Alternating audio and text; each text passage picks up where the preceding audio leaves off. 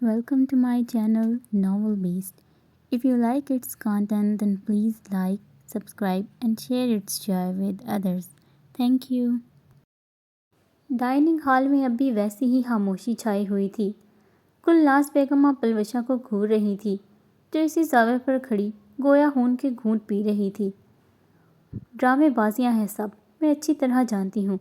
पहले भी ये हैदर साई के लिए ऐसा दिखावा करती थी जैसे इसको इनसे कोई सरोकार ही ना हो, और अब देखा अंदर ही अंदर इश्क का चक्कर चलाकर मेरे हक पर डाका डाल के बैठ गई। अब भी इसके ड्रामे खत्म नहीं हो रहे, जबकि सब कुछ इसकी मर्जी से हुआ है। मैं अच्छी तरह से जानती हूँ। सुर चेहरे के साथ गुर्रा गुर्रा कर बोलती वो कोई पागल लग रही थी। खामोश हो जाओ पलवशा, हद होती है किसी बात की। हैदर ने खुद तुमसे शादी से इनकार किया था, इसमें किसी का कोई कसूर नहीं है।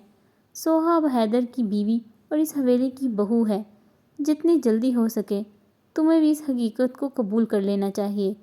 रुखसार बेगम के गुस्से भरे लहजे पर पलवशा के होंठों पर तंजिया मुस्कुराहट आई। तो मैं क्या कह रही हूँ, इसी डाइन ही की वजह से तो मुझे ठुकराया है हैदर साई ने। छोड़ूंगी नहीं मैं इसको इसकी औकात याद दिला कर रहूँगी। वो चबा चबा कर बोली तो गुलनाज बेगम झटके से उठी और इसका हाथ पकड़कर इसे खींचते हुए डाइनिंग हॉल से बाहर निकल गई। रुखसार बेगम भी तेज़ी से बाहर निकल गई। यार कोई हद होती है, लेकिन ये पलवशा आप ही तो पागल ही हो गई हैं बिल्कुल, अलीज़े ने तासुब से कहते हुए सर हिलाया।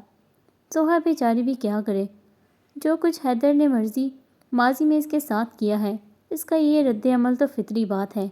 मुझे हैरत नहीं हुई, लेकिन मैं पूरी उम्मीद हूँ सब ठीक हो जाएगा इंशाल्लाह। जुनिया के कहने पर वो सब धीरे से आमिल बोलती उठ खड़ी हुई। सालिक हैदर की वापसी दोपहर तक हुई थी। बहरोज़ खान को यूं भी दिन भर फुर्सत नहीं मिली थी, तो वो बीजान के कमरे में इनके साथ कुछ वक्त गुजारने के बाद अस्मा बेगम के साथ इनके कमरे में चली आई। कुछ वक्त मुराद साहब के साथ गुजारने के बाद वो बरामदे के तख्त पर आ बैठी थी। रुखसार बेगम मुलाजमा के साथ सालिक हैदर के कमरे में जाकर सोहा के ड्रेसिंग टेबल पर बिखरे जेवरात को लाकर में रखने के बाद, इसकी शादी के जोड़े को तय करके एहतियात से रखने के बाद इसके लिए खरीदे और भी मलबूसात और ज़रूरियत अशिया मुन्नी से वार्डरोब में सेट करवा दिए थे, और मेकअप का सामान भी ड्रेसिंग टेबल पर तरतीब से रखवा दिया। हमेशा की तरह हवेली की गहमा गहमी और रूज पर थी, लेकिन इसी के अंदर का मौसम ठीक नहीं था। नकाहट के बायस अब इससे जिस्म पर हिद्दत महसूस हो रहा था। सालिक हैदर राहदारी अबूर करता बरामदे की जानिब आया तो सामने तख्त पर बैठी इस दुश्मन जहाँ को देखकर दिल में सुकून और आंखों में ठंडक सी उतर आई। वो चलता हुआ तख्त के पास आ खड़ा हुआ। वो न जाने किन ख्यालात में गुम थी कि आहट पर भी सर न उठाया। सुबह बखैर मिसेस, पुरशौक नज़रों से देखते वो बालों में हाथ फेरते हुए बोला। इसकी आवाज़ पर यकदम वो चौंकती सर उठा गई और अपने सामने लंबे कदों कामत समेत खड़े सालिक हैदर को देखकर इसका हलक तक कड़वा हो गया। चेहरे पर झलकती नागवारी के तासुरात समेत वो झटके से उठ खड़ी हुई। जो ही अंदर जाने के लिए कदम बढ़ाया, सालिक हैदर ने सरायत से आगे बढ़कर इसकी कलाई थाम ली। सोहा के तो तन बदन में आग ही लग गई। छोड़ो मेरा हाथ, विजय लहजे में कहते इसने हाथ छुड़ाने की भरपूर कोशिश की थी, मगर दूसरी जानिब गिरफ्त मजबूत थी। क्या इतना काबिल नफ़रत हूँ कि एक नज़र भी मुझ पर डालना गवारा नहीं समझती। वो घूमकर इसके मुकाबिल आ खड़ा हुआ। आहिस्ता मगर लो देते लहजे में कहते अपने जज्बों से चूर निगाहों से इसे देखते हुए पूछा, तो वो जो बिगड़े तासुरात समेत नज़रों का जाविया फेरे हुए थी, झटके से इसके चेहरे पर अपनी काटदार नज़रें डाली। काबिल नफ़रत नहीं, तुम तो नफ़रत के काबिल भी नहीं हो। मेरी नज़रों में तुम्हारा मुकाम इतना ही गिरा हुआ है, सुना तुमने? होनहार लहजे में बोलती वो एक बार फिर इसकी गिरफ्त से कलाई छुड़ाने की जद्दोजहद में मसरूफ़ हो गई।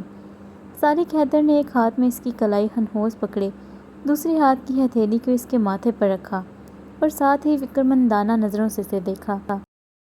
तुम्हें तो बुखार हो रहा है सोहा, मेडिसिन ली है तुमने? यकीनन नहीं ली होगी, चलो मेरे साथ। तशवीश से कहता इसकी कलाई पर अपनी गिरफ्त सख्त करते ही इसे साथ चलने का कहा। तुम किस फूल में हो आखिर? तुम जो कहोगे मैं मान लूँगी। इस ख्याल को अपने दिल से निकाल दो सालिक हैदर। چھوڑو میرا ہاتھ، ورنہ گھبرا کر کہتے ہوئے اس نے پوری قوت سے کلائی چھڑانے کی کوشش کی، مگر بے سود۔ ورنہ صالح حیدر نے ایک بار آبرو اچکاتے ہوئے اسے دیکھا تو وہ سلگتی نگاہوں سے اسے دیکھتی استہزائی انداز میں ہنسی۔ ورنہ میں کر ہی کیا سکتی ہوں؟ میں کیوں یہ سب کہہ رہی ہوں؟ یہاں کسی کو یا تمہیں کیا فرق پڑتا ہے؟ تم تو بہت مزے میں ہو کیونکہ تمہیں سب کی حمایت جو حاصل ہے۔ ظاہر ہے ہر کوئی تمہاری ہی طرح طرفداری کر رہا ہے، تو تمہارا میرے ساتھ اس قسم کے جبر پر بھی کوئی میرا ساتھ کیوں دے گا؟ صحیح کہا ہے نا میں نے؟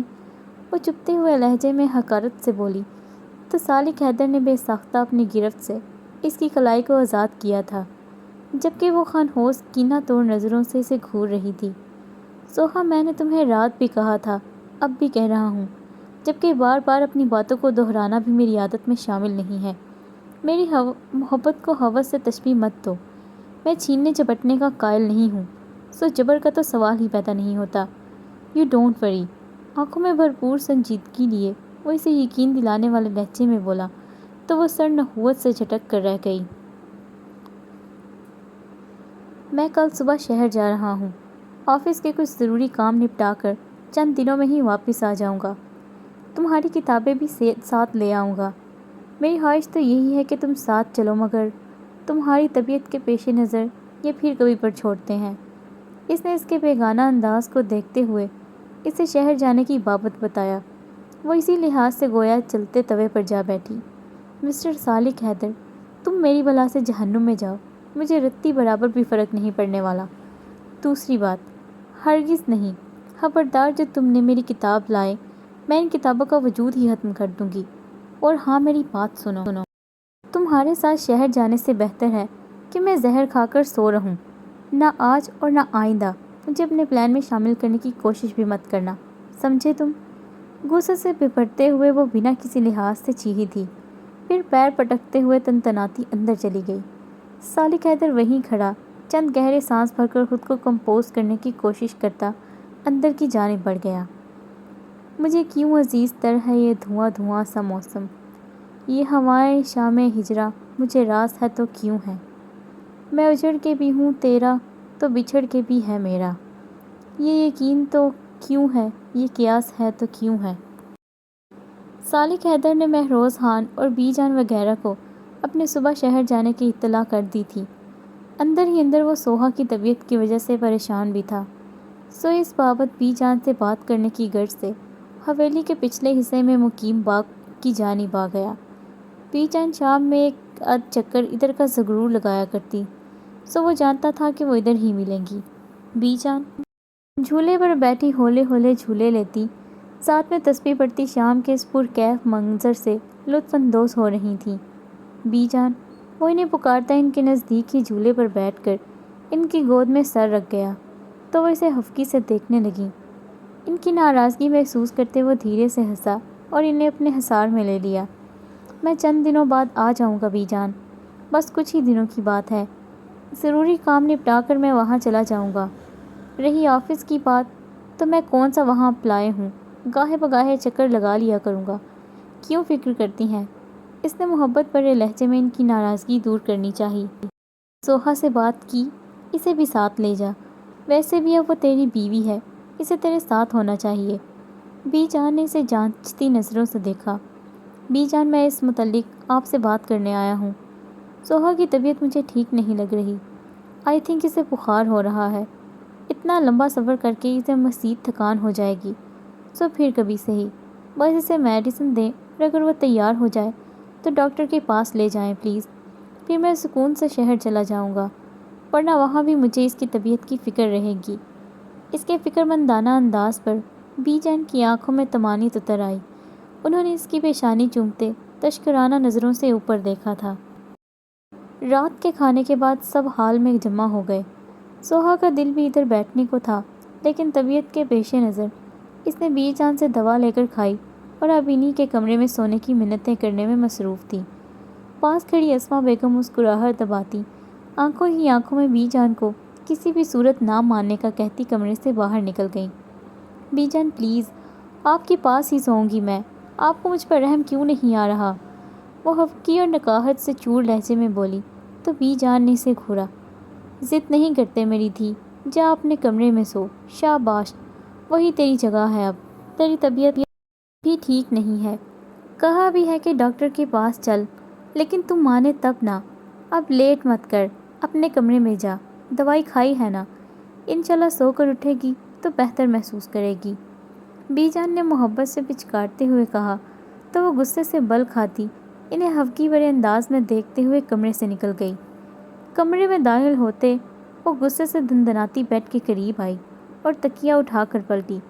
جبھی سالک حیدر کمرے میں داخل ہوا، اسے دیکھ کر سوہا کے نقوش اور بھی ترہی سے ابھر آئے۔ تمہاری طبیعت ٹھیک نہیں ہے سوہا، سو تمہیں بیڈ پر سونا چاہیے، صوفے پر خواہ بے آرامی ہوگی، باروب لہجے میں کہتا وہ بیڈ کے قریب آیا۔ تم کون ہوتے ہو مجھے حکم دینے والے؟ میرا دل جہاں کرے گا وہاں سوؤں گی، لیکن بیڈ پر ہرگز نہیں سونے والی میں، وہ آگ بگولا ہوتی بولی تو سالک حیدر کے ہونٹوں پر ایک دھیمی مگر خوبصورت مسکراہٹ آ گئی۔ اب تو یہ سوال سراسر غلط ہے مسز، میں کون ہوتا ہوں تمہارا یہ تو تمہیں بہتر پتہ ہے۔ پھر سوال کا مقصد؟ وہ مسکراتی جتاتی نظروں سے اس کی وقار کی حدت سے سرخی لیے سرمئی آنکھوں میں دیکھ کر بولا، تو وہ دانت کچکچا کر رہ گئی اور پاؤں پٹکتے صوفے کی جانب پڑ گئی اور صوفے پر سیدھے لیٹ کر دوپٹہ چہرے پر ڈال لیا۔ سالک حیدر یوں تو کافی دیر تک نیچے جمی محفل سے لطف اندوز ہوتا، مگر سوہا کی فکر میں وہ جلدی آ گیا۔ وہ بیڈ پر دراز ہو گیا جبکہ نظریں صوفے پر جمی ہوئی تھیں جہاں وہ وجود اس سے مکمل بیگانگی کے ساتھ سویا ہوا تھا۔ سالک حیدر نے جلتی نظریں چھت پر ٹکا دیں۔ کیا تم مجھے کبھی معاف بھی کر سکو گی سوہا؟ کیا واقعی یہ نارسائی میرا مقدر بن جائے گی؟ کیا سچ میں تمام عمر تمہاری ایک نظر کرم کے لیے ترسوں گا؟ کیا واقعی تمہارے ہونے نہ ہونے سے کوئی فرق نہیں پڑے گا؟ کاش مجھے معلوم ہوتا کہ تم ہی میری زندگی کا حاصل ہو تو میں وہ کبھی نہ کرتا جو میں نے تمہارے ساتھ کیا۔ جلدی آنکھیں میچتے اس نے دوبارہ صوفے کی جانب دیکھا، وہ اسی زاویے پر سو رہی تھی، اس کا مطلب وہ گہری نیند سو چکی تھی۔ وہ بیڈ سے اٹھا اور صوفے کی جانب بڑھا، آہستگی سے اس کے چہرے سے دوپٹہ سرکاتے اس نے اس کی پیشانی پر ہاتھ رکھا تو گویا کرنٹ لگا تھا۔ وہ شدید بخار میں پھنک رہی تھی، بی جان کی دی ہوئی دواؤں نے اب تک کوئی اثر نہیں دکھایا تھا، وہ نیم بے ہوشی کی سی کیفیت میں تھی۔ بنا اس کی بات کی ناراضگی کی پرواہ کیے اس نے بے اختیار اسے اپنی باہوں میں اٹھایا اور بیڈ پر لے جا کر آہستگی سے اس کے سر کو پیچھے کی جانب سے احتیاط سے پکڑے۔ جیسے ہی لٹانے لگا وہ ایک بازو اس کی گردن میں ڈالے کسمسا کر اس کے سینے میں چہرہ چھپا گئی۔ سالک حیدر اس زاویے پر چند لمحے کے لیے ساکت رہ گیا۔ سوہا کے چہرے سے اٹھتی بے تحاشا گرم بھاپ گویا اس کے سینے میں اتر رہی تھی۔ وہ ہوش میں ہوتی تو اس قسم کے اقدام کے بارے میں سوچنا بھی گناہ سمجھتی، لیکن ظاہر تھا وہ ہوش میں تھی ہی کب۔ گہرا سانس بھرتے اس نے آہستگی سے اسے خود سے الگ کرتے بیڈ پر لٹایا اور صوفے سے تکیہ اٹھا کر اس کے قریب آتا اسی احتیاط سے اس کا سر اٹھا کر نیچے تکیہ لگا دیا۔ ساتھ ہی فرسٹ ایڈ باکس سے پٹی نکال کر وہ چیئر کو بیڈ کے قریب رکھتا کمرے سے باہر نکلا۔ سیڑھیوں کے قریب آ کر بلند آواز میں ملازموں کو آواز دے کر ٹھنڈا پانی لانے کو کہا۔ وہ پانی لائی تو اس نے سیڑھیوں سے ہی پانی کا باؤل تھامتے اسے جانے کا حکم دیا اور باؤل لے کر اپنے کمرے میں چلا آیا۔ دروازہ بند کرتے ہوئے اس نے بیڈ پر نظر ڈالی جہاں وہ ہنہوز بے خبر پڑی تھی۔ وہ چیئر پر بیٹھا اور پٹیوں کو پانی میں بھگوتا اس کی پیشانی پر رکھ گیا، چند لمحے رک کر اس کی پیشانی سے پٹی کو اتارا اور پھر دوبارہ وہی عمل دہرایا اور پھر بار بار وہی عمل دہراتا گیا۔ رات کے تقریباً 2 بج چکے تھے جب اس کا بخار اترا، لیکن وہ ابھی بھی گہری نیند میں تھی۔ اس کے ٹھنڈے ماتھے پر ہاتھ رکھتا وہ گویا سکون کی گہری سانس بھر گیا، ساتھ ہی اس کا ہاتھ اور گردن چھو کر ایک بار پھر اپنی تسلی کی۔ کچھ دیر اسے بے خود نظروں سے دیکھنے کے بعد وہ اٹھا اور اس پر لحاف ڈالتے ڈریسنگ روم کی جانب بڑھ گیا۔ صبح اس کی آنکھ کھلی تو وہ مندی مندی آنکھوں سے کچھ دیر بستر پر پڑی رہی اور پھر گویا ہوش میں آتی کرنٹ کھاتی بیڈ سے اتری۔ بے یقینی کی کیفیت میں آنکھیں پھاڑ پھاڑ کر وہ ایک دفعہ صوفے کی جانب تو ایک دفعہ بیڈ کی جانب دیکھ رہی تھی۔ جبھی سالک حیدر کمرے میں داخل ہوا، کندھوں پر کوٹ ڈالے، وائٹ شرٹ اور نیوی بلو جینز میں، سنوارے ہوئے لائٹ براؤن بال جو کہ کچھ پیشانی پر بکھرے ہوئے تھے۔ قیمتی جوتوں سمیت وہ شہر کے لیے تیار اب نکلنے کو تھا۔ میں تمہیں بیڈ پر لے گیا تھا۔ ایکچولی تمہارا بخار، اس کی بے یقینی دیکھتے ہوئے وہ متانت بھرے لہجے میں کہتا گویا اسے آگ ہی لگا گیا۔ وہ بپھری ہوئی موج کی طرح اس کی طرف بڑھی تھی۔ کیوں؟ کس حق سے تم نے یہ کیا سالک حیدر؟ تمہاری جرأت کیسے ہوئی مجھے چھونے کی؟ بولو۔ اس کی بات کاٹتے ہوئے وہ غم غصے سے پھٹتی آواز میں بولی۔ آنکھوں میں تیزی سے نمی آئی تھی۔ تمہاری طبیعت بہت خراب تھی رات، بخار زیادہ تھا اور تم صوفے پر بے آرامی سے پڑی ہوئی تھی تو میں نے تمہیں بیڈ پر لٹا دیا۔ That's it. تمہارا بخار اترا تو میں ڈریسنگ روم میں چلا گیا تھا۔ اسے بتاتے وہ دانستہ پٹی والی بات مس کر گیا تھا۔ اچھا بننے کا ناٹک مت کرو، سمجھے تم؟ آئندہ اگر تم نے ایسی کوئی بھی جرأت کی تو میں تمہارا قتل کر دوں گی۔ وہ شہادت کی انگلی اٹھا کر وارن کرتے ہوئے گررائی تو سالک حیدر کے لبوں پر بے اختیار ہنسی ابھری۔ میں تو ویسے بھی شہر جا رہا ہوں، انشاءاللہ چند روز میں واپسی ہوگی، تم اپنا خیال رکھنا۔ وہ کہتے ہوئے آگے بڑھا اور اس کے کندھوں کو تھام لیا۔ اس سے پہلے کہ وہ کچھ سمجھتی، اس نے آہستگی سے اس کی پیشانی پر پوری شدت سے اپنا لمس چھوڑا تھا اور وہ اپنی جگہ ساکت سی بت بنی کھڑی رہ گئی۔ سالک حیدر نے پیچھے ہٹتے بے خود انداز میں اس کا چہرہ دیکھا اور آہستگی سے خدا حافظ کہتا کمرے سے نکل گیا۔ وہ اب تک اسی زاویے پر ساکن کھڑی تھی، پھر یکا ہوش میں آتی وحشت زدہ انداز میں بے دردی سے اپنی پیشانی رگڑتی بیڈ پر اوندے منہ گر کر پھوٹ پھوٹ کر رو دی۔ سالک حیدر سب سے ملاقات کے بعد بی جان اور اسما بیگم کو سوہا کا خاص خیال رکھنے کی تائید کرتا گاڑی میں آ بیٹھا۔ اس کے ساتھ اس کے حفاظتی گارڈ بھی موجود تھے۔ گاڑی میں بیٹھتے ہوئے بے اختیار اس کی نظر اوپر اپنے روم کی کھڑکیوں پر پڑی، لیکن وہ ہنہوس بند تھیں۔ گہری سانس بھرتے ہوئے اس نے بلیک گلاسز آنکھوں پر لگایا اور ڈرائیور کو گاڑی آگے بڑھانے کا کہا۔ ستم سہنے کی عادت ہو گئی ہے کہ مجھ کو بھی محبت ہو گئی ہے۔ تجھے ہے فکر دنیا اور مجھ کو فقط تیری ہی چاہت ہو گئی ہے۔